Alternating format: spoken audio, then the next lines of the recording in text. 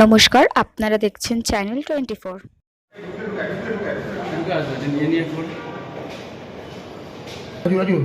সব একটু পিকচারে আসুন।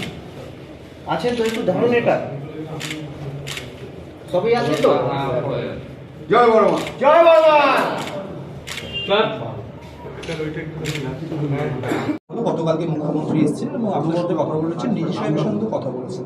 আজকে উপনিগম কতটা সুবিধা হয় সাধারণ মানুষের? দেখুন, আপনারা জানেন আমাদের বড়মা মন্দির যে সুন্দরভাবে কিছু বিগত বছরে এটা করা হয়েছে। প্রতিমা যেটা পার্মানেন্ট, আগে প্রতিমা থাকতো না, সেটা পার্মানেন্ট প্রতিমা, কষ্টি পাথরের প্রতিমাটা ভালো করে করা হয়েছে। তারপরে আপনি যদি গতবারে কালী পূজা, তারপরে তার আগে কালী পূজা যদি দেখেন, মানুষ অনেক বেশি সংখ্যায় মানুষ এখন এই বড় মায়ের দর্শন করতে আসেন। তার প্রমাণটা আমরা গত কালী পূজায় পেয়েছিলাম, বিসর্জনে পেয়েছিলাম। আর আমরা তারপরে যেটা দেখতে পাচ্ছি কি মন্দিরে প্রত্যেক দিন দর্শন করতে নট লেস দেন 10,000 মানুষ, 10 থেকে 20,000 মানুষ প্রত্যেক দিন ফেরি ঘাটে বা ফেরি মাধ্যমে, যার আমাদের মাননীয় মুখ্যমন্ত্রী যার নামটা যেটা আছে বড়মা ফেরিঘাট, যেটা গতকালে ঘোষণা করেছেন, আর রেলওয়ে স্টেশন যেটা বিলকুল সামনে আছে, তার দিয়ে বাই ট্রেন আসেন এখানে।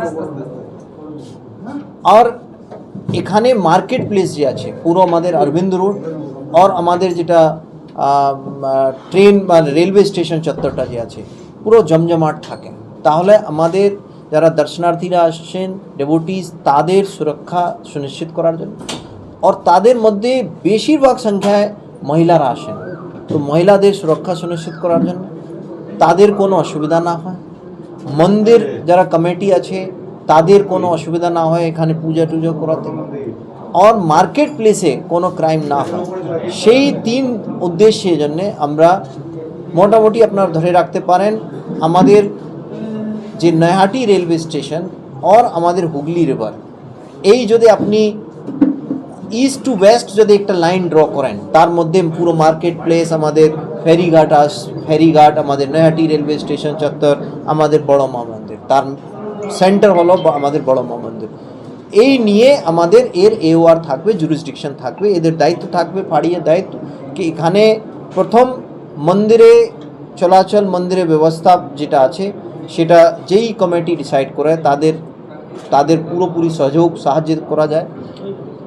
যারা দর্শনার্থীরা, যারা ডেভোটিজ আসছেন, তাদের কোনো অসুবিধা না হয়, কোনো ধরনের কোনোভাবে ওদের সঙ্গে ক্রাইম না হয়, মহিলাদের সঙ্গে কোনোভাবে অসভ্যতা या কোনো কিছু অসুবিধা না হয়, আর একটা প্রপার একটা ব্যবস্থার মাধ্যমে মানুষ এখানে একের পর এক দর্শন করে, সেটা লাইনে মেনটেন করা থেকে হোক, या फिर মার্কেট প্লেসে যে অনেক সময় মার্কেট প্লেস অকুপাই করে নেয়, ফুটপাথ আগেরা বগেরা, এই ধরনের কমপ্লেন্ট আছে, চেয়ারম্যান সাহেব আগে বলেছেন। প্রচুর মানুষ সমাগম হয়, এই জায়গা দাঁড়িয়ে এই পুলিশ ফাঁড়ি হওয়াতে কতটা তাদের সুরক্ষা সুনিশ্চিত হলো? গতকাল মাননীয় মুখ্যমন্ত্রী এখানে এসেছিলেন বড়মাকে দর্শন করতে, বড়মাকে প্রণাম করতে। বড়মার এই মানে আজকে যেটা দেখছেন যে আউটপোস্ট, যেটাকে আউটপোস্ট বলে, সেটাকে গতকাল বড়মা কমিটি ট্রাস্টি বোর্ডের পক্ষ থেকে একটা সিএমের কাছে দাবি জানানো হয়েছিল। সিএম কালকেই অ্যাপ্রুভাল দিয়ে গেছেন। শুধু আউটপোস্ট নয়, হাইমাস্ট লাইট, ফেরিঘাটের রিনোভেশন, তারপরে মানে যা কিছু করার বড়মার সমস্ত কিছু উনি বলে গেছেন। এটাও যে বড়মার জন্য যদি কিছু চাই সেটা আমার কাছে জানিয়ে আমরা দেবো। এটা তারই গতকালকে সিএমের যে অর্ডার ছিল, সেই অর্ডারের মানে কি বলা যাবে, তার মানে এটা পাওয়া গেল, আমরা রেজাল্ট আজকেই পেলাম। 24 ঘন্টার মধ্যে 24 ঘন্টাও পার হয়নি, 24 ঘন্টা পারে। গতকাল সিএম এই সময় এখান থেকে ডিপার্চার নিয়েছিলেন, আর আজকের মধ্যে এই টাইমের মধ্যে এখানে আউটপোস্ট হয়ে গেল। আউটপোস্ট এই বড়মার এতে হলো। শুধু তাই নয়, গঙ্গা থেকে ফেরিঘাট থেকে আর অরবিন্দ স্টেশন পর্যন্ত এই আউটপোস্টের দায়িত্বে থাকবে। ফেরি সার্ভিসের নাম পরিবর্তন, সেটা নিয়ে ফেরি সার্ভিসের নাম পরিবর্তন করে আমরা দীর্ঘদিন একটা রেজুলেশন নিয়েছিলাম নৈহাটি পৌর বোর্ডের পক্ষ থেকে। আমরা পরিবহন মন্ত্রীর কাছে জানিয়েছিলাম যে এটা বড়মা ফেরি সার্ভিস করাও, নৈহাটি মেচুয়া ফেরি সার্ভিস আছে, বড়মা ফেরি সার্ভিস করাও। গতকাল আমরা এই একই কথা মাননীয় মুখ্যমন্ত্রীর কাছে রেখেছিলাম। তিনি সঙ্গে সঙ্গে অ্যাপ্রুভাল দিয়েছেন।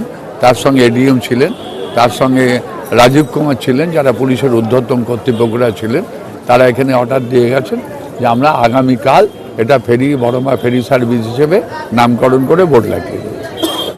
আমাদের এই ভিডিওটা ভালো লাগলে লাইক করবেন এবং এরকম আরও ভিডিও দেখার জন্য চ্যানেলটিকে সাবস্ক্রাইব করবেন।